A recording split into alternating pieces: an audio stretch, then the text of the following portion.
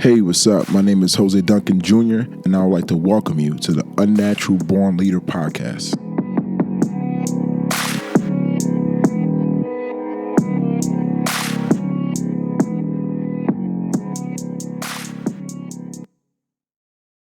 Hey, what's up, guys? Welcome to episode 24 of the Unnatural Born Leader podcast. Thank you for everyone who's tuning in today. I appreciate the continued support and love that the podcast has been getting thus far. I hope that you continue to share it with your friends and family who you think may need the podcast or think may benefit greatly from listening to the podcast. So once again, thank you for tuning in today, and I hope I can give you some value. So the last time we were on the podcast, we spoke extensively about leadership and identifying what kind of leader you are. As I believe that's an important step in our current dynamic of our world right now, I think that today I want to go a little bit deeper into understanding what kind of leader are you, and foremost understanding what kind of person are you and what it is about you that can really create the impact the way you want to. I'm a true believer that we all want to help people. We all want to have an impact. We all want to leave a legacy. And which way we do it and how we do it is very unique to our style, our personality, our character. So it's about becoming who you are, maximizing your own potential, and using what you've learned and what you've become to create the impact that you want to leave. It may not be exactly how you have it in your head today, but the impact you have is not completely in your control. You can only hope to have the impact you want to have, but you must execute on becoming the person you are trying to be, or you must execute on becoming the leader that you're destined to be. So we want to get into more of that today on this episode. So I named this episode 1 in 7.6 billion because I want to focus on you at the individual level. Right now is a large movement that reasserts called the Black Lives Matter movement. It's a movement that started back in 2013 by 3 women after the acquittal of Trayvon Martin's murderer, George Zimmerman. They started this global movement to support black men, black women, black communities, and bring awareness of the unarmed killings of black men at the hands of police officers or radical groups or white supremacists. And that movement has resurged and is bringing more awareness and more education to different types of races and communities about what the movement is. And as a black man living in America, it's very unsettling is the best word I can use for it. Especially in my previous encounters with police officers or my previous encounters with law enforcement, it's just an unsettling feeling that I feel like a human being shouldn't have when encountering another human being.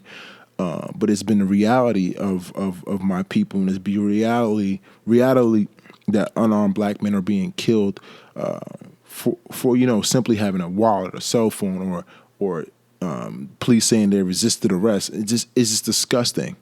And the video with George Floyd really set the fire ablaze because it was just an inhumane act and unnecessary and very disturbing video. And I don't want to go into detail about it, but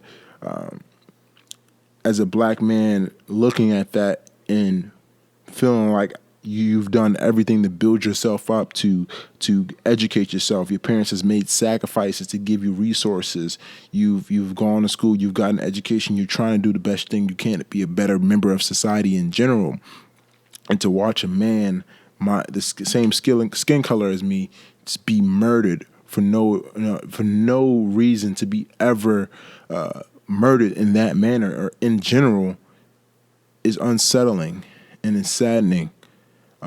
And it tells me that no matter what you accomplish, what you do in life, what you stand for, someone who has authority over you can oppress you and hurt you and harm you and kill you. And there's not enough consequences in place for when those type of things happen. So The Black Lives Matter movement is certainly bringing more education and awareness to what's going on in the black communities and what's going on to black men and women alike. And it's something that we must continue to build upon. But if there's, I don't want to go too great detail about that. And if there's something you would like to talk to me about or learn more about, message me on social media at jmd.jr on Instagram, and we can go in more detail about that. Instead, I want to talk about the process of learning in the oppressed environment, in the process of learning and becoming something better and learning who you are and being that 1 out of 7.6 billion to make an impact, to make a change. When we talk about this system of oppression, what I mean by that is our parents' teaching them years and years and years of just survival. When our great-great-grandparents were oppressed and they teach the next 3 generations what they know, in the black communities and poor black communities, the first thing taught is survival. We're not taught abundance. We're not taught a lot of other things, and the resources aren't available in the communities. The funding is not available in the communities to even be around that kind of lifestyle, to be even around that kind of teaching. So our parents do their best to teaching us what they know, teaching us what they understand, teaching us what they've learned over time.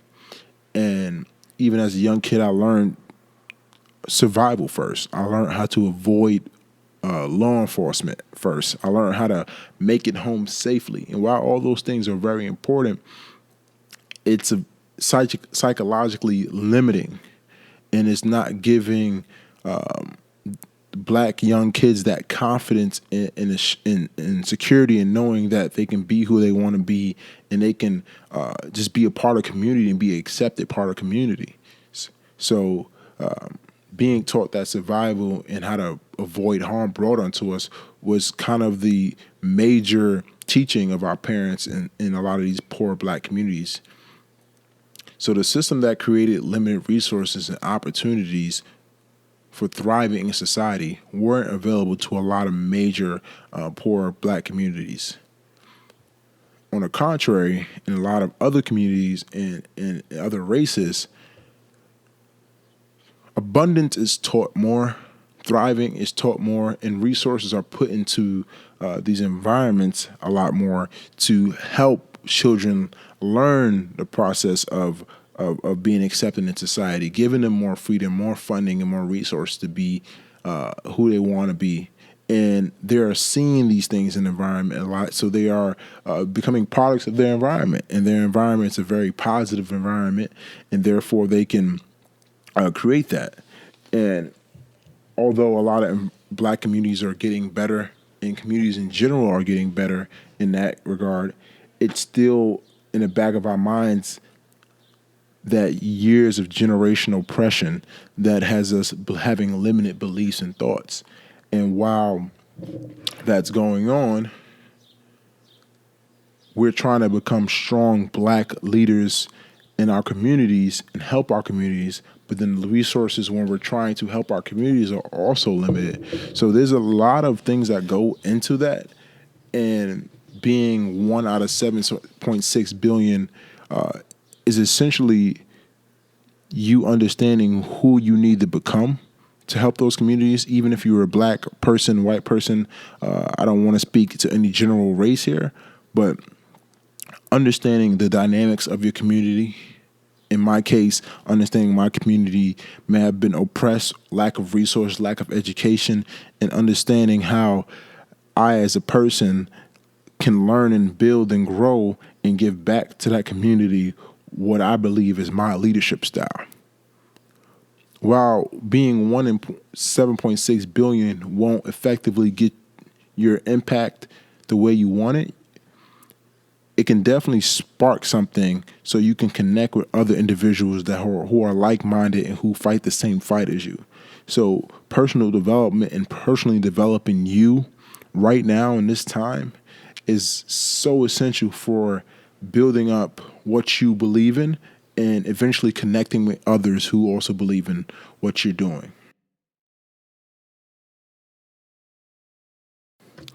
So I'm indirectly speaking to black people mostly here on out. So anyone else can listen, interpret whatever they want to interpret this as, but understand the audience that I'm trying to target here particularly.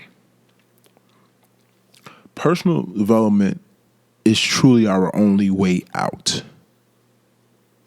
We have to be committed to fighting to learn. And what I mean by fighting to learn is we must be focused on our education in any capacity in which we get our education. But it's important that we are educated and we're able to understand the dynamics, how things work, even from a basic level. Next, we must be able to create. We got to create in whatever passion or project or area that you feel like you can create in. You have to be part of a creation of something. It doesn't have to be a product, it doesn't have to be a service, but it has to be something of value, of substance. It can be almost anything. Just as long as your intentions are right, create. Next, we must be able to be patient and build. It's going to come a time, and it's been a time where we need to connect with others and also build.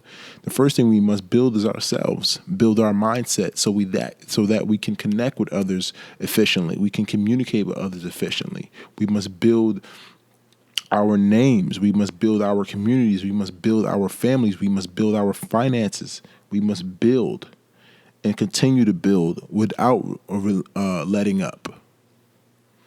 And lastly, we must teach. What you know is important. It's okay to not know everything. No one knows everything. But what you know is important, and it will serve you as a leader to teach others what you know, particularly younger people, the youth. If you have younger family members, younger cousins, younger anything, teaching them what they know. And we all can do a better job at teaching others what we know. Because sometimes we believe that we don't know enough to teach others. But that's not the truth. If you've experienced ups and downs, if you experience any type of adversity, there's something you learn through that, and that's something you can teach. So I myself need to do a better job at going out of my way to teach those things and not just teaching it when it's convenient. So that's definitely something that we can do a lot better. The journey is long and hard. It was for my parents. My parents were very humble workers, very diligent, didn't complain much, but very stern on their beliefs. And therefore, they raised me very well and very patient and invested a lot into me as a young kid, and me, my sister, and my brother. So we definitely benefit from having patient and resilient parenting. The end goal for them was to give us what they knew. While they didn't know a lot, they understood enough to teach it. So personal development is about personally developing you, and then when the time is right, giving the world what you know and what you have, what you created it, without feeling like you're not enough. The Rock, Dwayne Johnson, said this in one of his videos. He said, "We must become the leaders we are looking for." And it stuck out right away to me because we all are looking for inspiration. We all are looking for leadership. When times of turmoil, we're depending on leadership to come through. We're depending on leadership to follow through. And majorly leadership that we are depending on to follow through is our law enforcement, is our government, it's our elected officials, it's all those things. And when they don't follow through in a manner that is correct or is just, we feel the ill effects of that. And while we can't just put ourselves in position of power right away, we must identify the kind of leadership that we would like to see in this world and take steps now to become the leaders that we want to be. You never know where your life will take you and what position of power you might end up in. You may not end up in a position of power. You never know what the areas of your life that you can create a huge impact in. So identify the leader that you wish to be, that you wish was in place. And then it's about being deliberate and building yourself up to become that leader. There's a lot of ways you can use your personality to become that leader that you want to be. Everyone's very unique, and that's one of the greatest benefits of mankind. If you are extrovert, if you feel you're an outgoing person, you someone who is very comfortable putting yourself out there, there's a lot of people that can benefit greatly from that leadership style.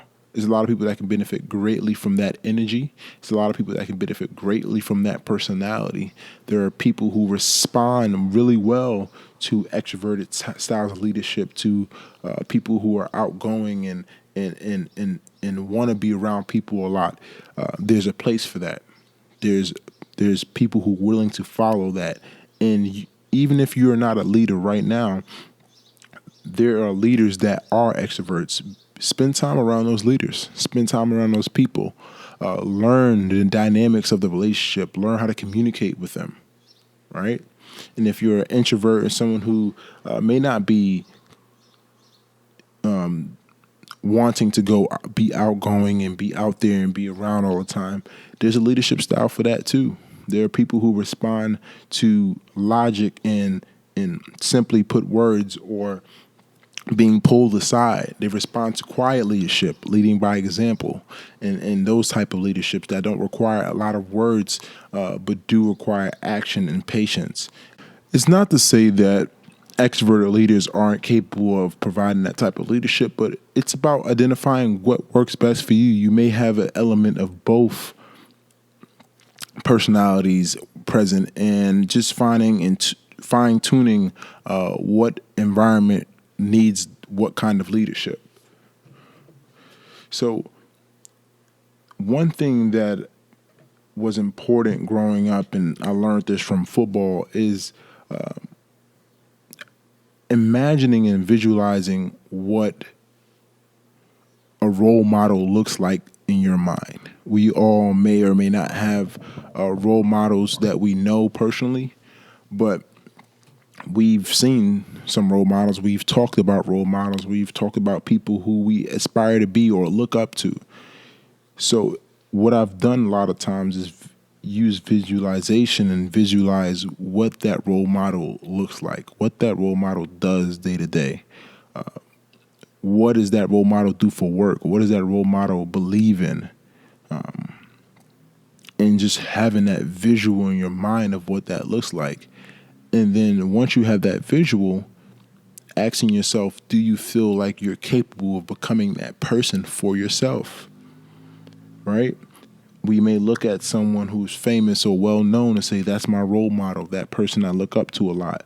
But can you visualize yourself in their place? What would that feel like? What would that be like?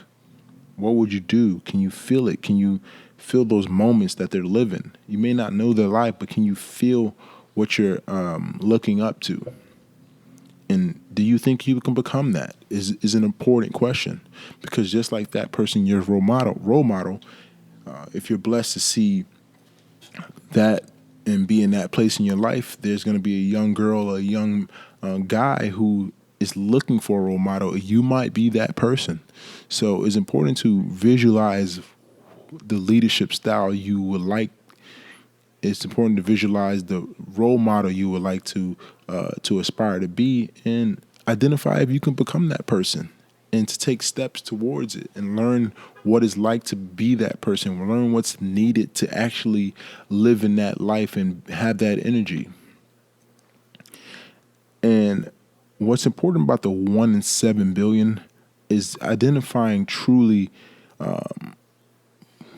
what population of people do you think you can impact the most with what you know, right? And some of the best advice I've gotten from coaches is understanding that we can't help everyone. as much as you try to help everyone, you cannot help everyone. You ask someone what their life goal is, what their purpose is, they want to help people. And indeed you will, and indeed you want to, but know that you can't help everyone. And once you understand that, you'll understand how to narrow your focus to helping a particular population of people, particular group of individuals that you identify closely with, that you think you can impact with your personality, with the knowledge you have, and with the characteristics and the things that you've built or created. So what population do you think you can help with the skill sets you have? And how would that affect that population? So particularly for me, I have a strong belief in the power of personal development. Personal development is a industry or a something that amasses to a lot of different types of genres, types of modalities, types of lifestyle changes, lifestyle trends, habits. So it's a lot that goes into personal development. But for me particularly, I like to focus on the leadership aspect of it, and to focus on the mental and the physical and the most important connection between the two, which is going to produce execution, produce positive leadership, and having that be an impact in community. So knowing what your target audience is huge when you're becoming the leader you want to be. One of the most important things you'll do as you develop and as you grow your mind and your body and grow your knowledge is to learn about problems that you can possibly solve, and to really analyze communities, analyze information, research, and to just use what you know to identify what problems you can solve. Life is much more than solving problems, but we're here to solve problems. And some problems may not be major.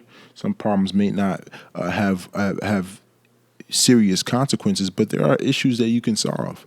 And sometimes what's great about entrepreneurship and all those other things is being able to actually expose a problem or identify something that may have not been a problem that may be a problem, right? So introducing something to people that they didn't even think they needed, and solving a problem for them right after that. And I think that's special to identify what problems or what cause that you want to be a part of solving. You can't help everyone. I want to repeat that. So it's important that you find a cause that you believe in deeply, that you can devote your time and your energy to, and provide to that cause, and be a resource in those communities, in that organization or population. So identify the problems, identify what problems you can solve, or you can be someone who exposes problems and help with finding ways to solutions for those problems, especially in Black communities. There's a lot of issues that can be exposed, a lot of issues that's been exposed. So being part of the solution and being part of the development of those communities and those individuals is something that you can have a great impact on. So another big question I would like to ask you is, what will you need to know? What will you need to know? What will you need to learn or understand to be part of that solution?